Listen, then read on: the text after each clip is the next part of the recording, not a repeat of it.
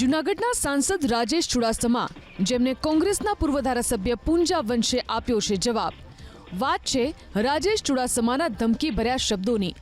થોડા દિવસ પહેલા રાજેશ ચુડાસમા પહોંચ્યા હતા ગીર સોમનાથના પ્રાચી ખાતે.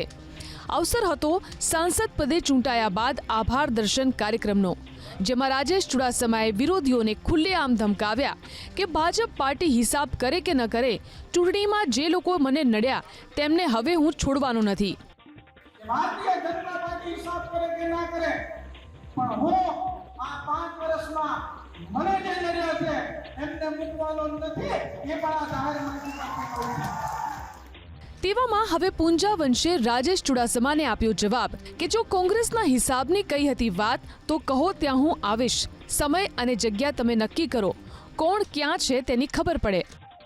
મેં બહુ સ્પષ્ટ કીધું છે કે ભાજપના આગેવાન એટલે સંસદ સભ્ય દ્વારા જે કહેવામાં આવ્યું છે એ કોંગ્રેસના કાર્યકર્તા કે આગેવાનોને ધ્યાનમાં રાખીને જો હિસાબ કરવાની વાત કરી હોય તો હું ક્યાંય હિસાબ માટે મળવું હોય તો હિસાબ કરવા માટે અમે તૈયાર છીએ. પગથી માથા સુધી હિસાબ કરવો હોય તો એ ભાજપના આગેવાનોને મેં કીધું છે.